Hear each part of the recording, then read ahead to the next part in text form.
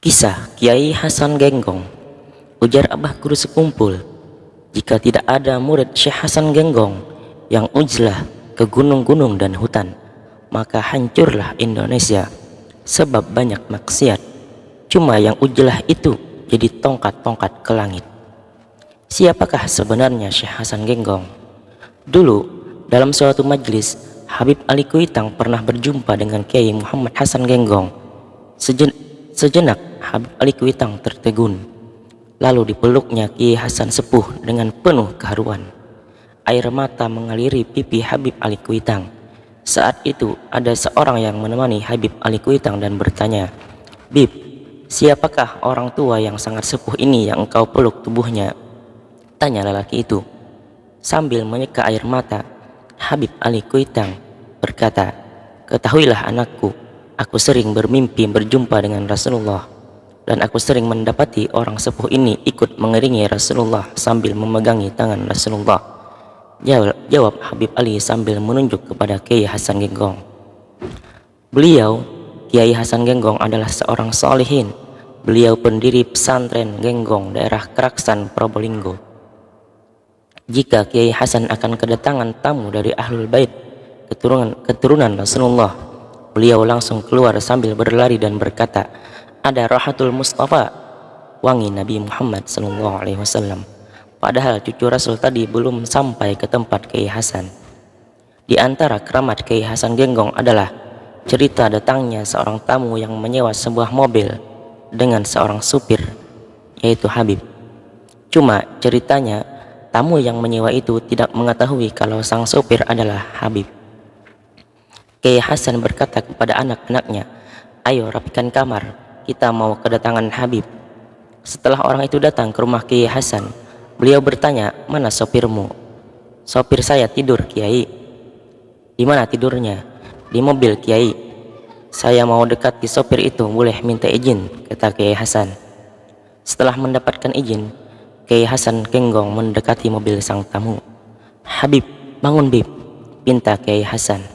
Sang sopir itu jelas kaget karena selama ini tidak ada yang memanggilnya Habib. Bila Kiai Hasan ditanya oleh orang lain tentang bagaimana cara mengetahui sopir itu adalah Habib, beliau selalu menjawab begini, "Saya tahu karena bau keringatnya adalah bau keringat Kanjeng Nabi Muhammad SAW." Subhanallah. Beliau, Kiai Hasan Genggong, juga memiliki ta'alluq batin dengan Habib Ali bin Muhammad Al-Habsyi, sahibul maulid. Diceritakan ketika zaman Al-Habib Ali bin Muhammad bin Husain Al-Habsyi Sewon, pengarang maulid Sindurar, ada seorang aulia Allah bernama Al-Habib Abdul Qadir bin Qutban As-Sagaf. Habib Abdul Qadir bin Qutban adalah seorang alim yang sangat gemar bersilaturahim kepada para alim ulama, para waliullah yang masih hidup di zaman tersebut. Kegemaran beliau bersilaturahim bukan hanya terbatas di wilayah Hadramaut, Yaman saja, tapi juga sampai ke Pulau Jawa, Indonesia. Bahkan juga sampai ke kediaman Hadratus Syekh Kiai Haji Muhammad Hasan Sepuh Genggong, Probolinggo. Ketika tiba di kediaman Kiai Hasan Sepuh Genggong, Habib Abdul Qadir disambut dengan ramah. Beliau berdua pun berbincang-bincang, tentunya dengan bahasa Arab. Sampai pada akhirnya Kiai Hasan Sepuh bertanya, yang kalau diterjemahkan, "Habib, bagaimana kabarnya Habib Ali Al-Habsyi Sewon, pengarang Simtun Durar?" Ditanya seperti itu, Habib Abdul Qadir terkejut dan terheran-heran. Bagaimana bisa Kiai Hasan Sepuh Genggong mengenali Habib Ali Habsyi Sewon, sedangkan Kiai Hasan secara zahir tidak pernah ke Hadramaut, Yaman, dan Habib Ali Al-Habsyi Sewon juga tidak pernah ke Indonesia. Seolah mengetahui apa yang ada di hati Habib Abdul Qadir, Kiai Hasan kembali berkata, "Habib Ali Al-Habsyi Sewon itu kulitnya seperti ini, wajahnya begini, kalau duduk seperti ini, jalannya seperti ini, di kediaman Habib Ali rumahnya seperti ini, di depannya ada masjid bernama Masjid Riyad dan tiangnya seperti ini." Begitu Syekh Hasan Genggong menyebutkan secara rinci. Dan bertambah kagumlah Habib Abdul Qadir bin Qutban. Takjub oleh Kiai Hasan Sepuh Genggong yang menyebutkan secara detail, seolah-olah beliau sangat akrab dengan Habib Ali Al-Habsyi dan mengetahui keadaan rumahnya di kota Sewon, Hadramaut, Yaman. Padahal Kiai Hasan tidak pernah sampai ke sana. Lalu setelah cukup berbincang-bincang, tak lama kemudian Habib Abdul Qadir bin Qutban pun berpamitan pulang. Ketika sekembalinya dari tanah Jawa ke Yaman, Habib Abdul Qadir bin Qutban mengunjungi kota Seun untuk bertemu dengan Al-Imam Al-Arif Billah Al-Habib Ali Al-Habsyi Seun.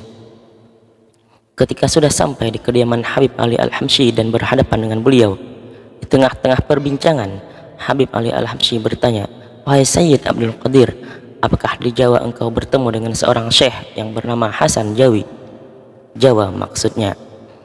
Habib Abdul Qadir teringat pertemuannya dengan Kiai Hasan Sepuh Genggong. Beliau mengangguk-ngangguk mengiyakan. Lalu Habib Ali Al-Habsyi berkata, "Syekh Hasan itu kulitnya seperti ini, wajahnya seperti ini, duduknya begini, jalannya seperti ini, dan rumahnya begini-begini." Hingga Habib Abdul Qadir takjub dengan detailnya penjelasan Habib Ali Seun tentang Kiai Hasan, seolah keduanya adalah sahabat karib yang akrab. Padahal Habib Ali Seun tidak pernah ke Indonesia. Subhanallah. Kiai Hasan Genggong meninggal dunia dalam usia 108 tahun. Semoga Allah Subhanahu wa taala meridai beliau dan mengumpulkannya bersama Rasulullah sallallahu alaihi wasallam dan para nabi di surganya yang tertinggi. Amin.